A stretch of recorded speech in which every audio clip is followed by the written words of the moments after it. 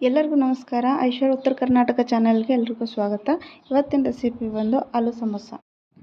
ಒಂದು 4 ಆಲೂಗಡ್ಡೆನ ಒಂದನ್ನಾಗಿ ಎರಡು ಕಟ್ ಮಾಡಿಕೊಂಡು ಅಷ್ಟು ಒಂದು ಕುಕ್ಕರ್ನ ಇಟ್ಕೊಳತ್ತೀನಿ. ಅದಕ್ಕೆ ಒಂದು ಅರ್ಧ ಕಪ್ನಷ್ಟು ಬಟಾಣಿ, ಹಸಿ ಬಟಾಣಿ ಕಾಳನ್ನ ಹಾಕ್ಕೊಳತ್ತೀನಿ. ಆಮೇಲೆ 1 ಗ್ಲಾಸ್ ನೀರನ್ನ ಹಾಕ್ಕೊಂಡು ಇದಕ್ಕೆ ಒಂದು 2 ಸೀಟಿ ಬರೋ ತನಕ 2 ವಿಸಿಲ್ ಹೊಡಿಸ್ಕೊತೀನಿ. ಈಗ ಒಂದು ಕಡೆ ಆಲೂಗಡ್ಡೆ ಕುದಿಸ್ಕೊಳಕ್ಕಿಟ್ಟು ಮತ್ತೊಂದು ಕಡೆ ಹಿಟ್ಟು ಕಲಿಸ್ಕೊಳತ್ತೀನಿ.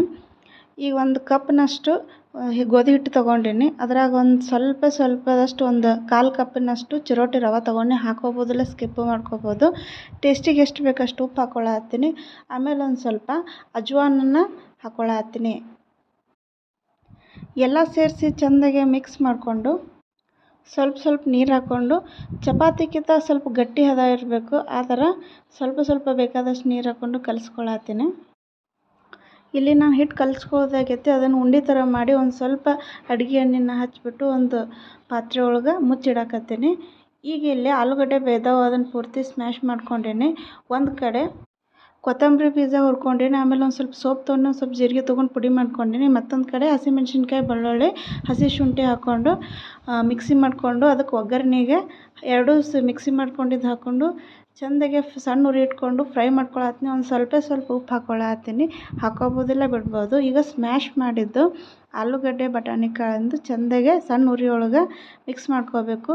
ಈಗ ಒಂದು ಕಡೆ ಈಗ ಕಲಸಿಟ್ಟಿದ್ದ ಹಿಟ್ಟಿನ ಒಂದು ಸ್ವಲ್ಪ ಕೈಗೆ ಎಣ್ಣೆ ಹಚ್ಕೊಂಡು ಅಲ್ಲೇ ಕೈಯಿಂದ ಆ ಕಡೆ ಈ ಕಡೆ ನಾದ್ದಂಗೆ ಮಾಡಿಕೊಂಡು ಚಪಾತಿಗೆ ಎಷ್ಟು ಬೇಕಲ್ಲ ಅಷ್ಟು ಹಿಟ್ಟು ತೊಗೊಂಡು ಹಿಟ್ಟು ಹಚ್ಕೊಂಡು ತೀಡ್ಕೋಬೇಕು.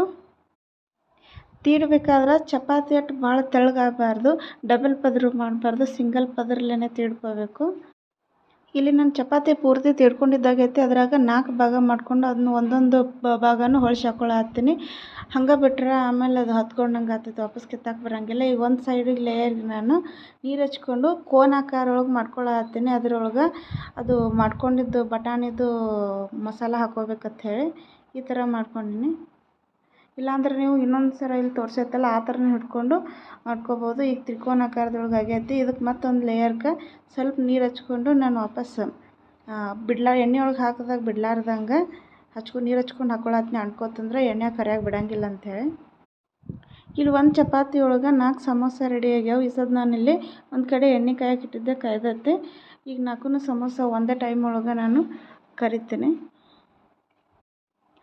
ಈ ಕರಿಯೋ ಟೈಮ್ ಒಳಗೆ ಉರಿ ಭಾಳ ಜೋರು ಇಡಬಾರ್ದು, ಸಣ್ಣ ಇಡಬಾರ್ದು, ಮೀಡಿಯಮ್ ಉರಿ ಇಟ್ಬಿಟ್ಟು ಕರೆದ್ರೆ ಕರೆಕ್ಟಾಗಿ ಕರಿತಾವೆ. ಈ ಸದ್ ನೋಡ್ಬೋದು ಪೂರ್ತಿಯಾಗಿ ಕರ್ದಾವ. ಈ ಸದ್ದಿಗೆ ನಾವು ಒಂದು ಪ್ಲೇಟ್ ಒಳಗೆ ತೊಗೊಳತ್ತೀನಿ.